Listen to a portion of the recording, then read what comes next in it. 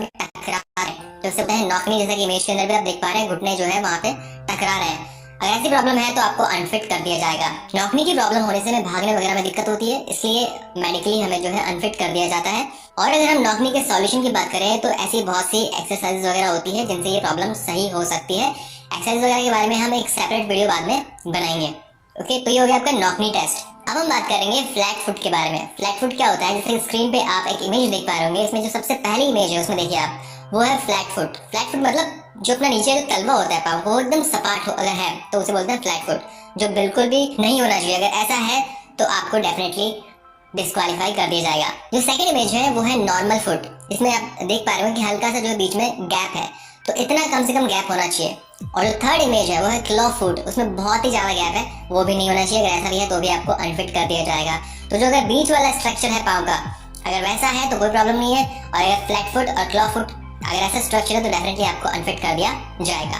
तो ये हो गया फ्लैट फुट टेस्ट। अब हम बात करेंगे वेरिकोज वेन के बारे में। वेरिकोज वेन क्या होती है, जैसे कि स्क्रीन पे आप इमेज देख पा रहे होंगे, उसमें पाँव का जो बैक साइड उसके अलग अलग इमेजेस दे रखी है। जो पहली इमेज है वो है नॉर्मल वेन्स, यानी कि आपके इसमें किसी भी तरह की कोई नस वगैरह दिखाई नहीं देती है, एकदम सही स्ट्रक्चर है। तो अगर इस कंडीशन में आपका पाँव है तो कोई प्रॉब्लम नहीं है।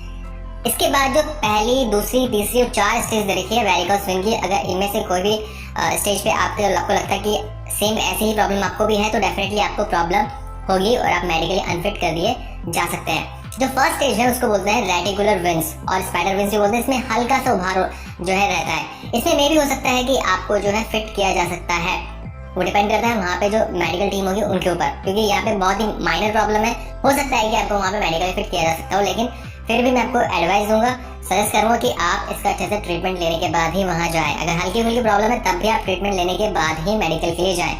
सेकंड स्टेज है वो है वेरिकोज वेन, जिसमें कि आपकी जो पाँव की नसें हैं वो ज्यादा बाहर दिखाई देती है। अगर ऐसी दिक्कत है तो डेफिनेटली आपको प्रॉब्लम होगी। थर्ड स्टेज है oedema of the lower leg और फोर्थ स्टेज है वेरिकोज एक्जेमा और ट्रॉपिक अल्सर। तो ये अलग अलग स्टेजेस हो गई वेरिकोज वेन की। तो अगर नॉर्मल है तो कोई दिक्कत नहीं है, माइनर है तो मे भी हो सकता है कि आपको फिट किया जा सकता है, बट फिर भी आप जो अपना ट्रीटमेंट लेने के बाद ही मेडिकल पे जाएं। तो ये हो गया वेरिकोज वेन। अब हम बात करेंगे deformity of fingers. Deformity of fingers क्या होता है, इसमें क्या होता है कि आपके जो पैर और हाथ की जो उंगलियां हैं उनमें किसी प्रकार की कोई कमी या किसी प्रकार की कोई विकृति या टूट फूट जो है वो नहीं होनी चाहिए। अगर ऐसा है तो आपको प्रॉब्लम हो सकती है। अब हम बात करेंगे हेलुक्स वेल्गस के बारे में।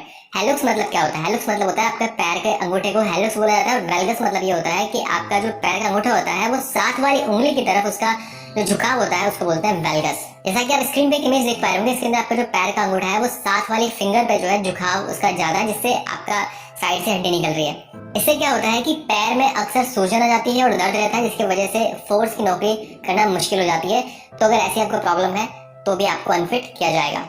तो ये हो गया हेलुक्स वेल्गस। अब हम बात करेंगे हेलुक्स रिजिडस।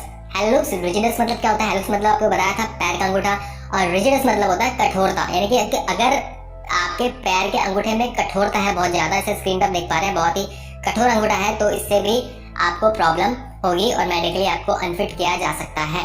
अब हम बात करेंगे आपके ईयर टेस्ट यानी कि कानों के टेस्ट के बारे में। तो इसके अंदर आपके कान के पर्दों में कोई छेद नहीं होना चाहिए, आपके कान बहने नहीं चाहिए, कान में कोई मेल वेल नहीं होना चाहिए। इसके अलावा कानों में सुनने में किसी प्रकार की कोई दिक्कत या फिर असामान्य मनोवैज्ञानिक व्यवहार नहीं होना चाहिए। तो यहाँ पर हम आपको सजेस्ट करेंगे कि मेडिकल में जाने से पहले अपने कानों का अच्छे से चेकअप करवा लें, कानों के अच्छे से सफाई करवा लें, उसके बाद ही आप मेडिकल के लिए जाएं। अब हम बात करेंगे हैमर टोज के बारे में।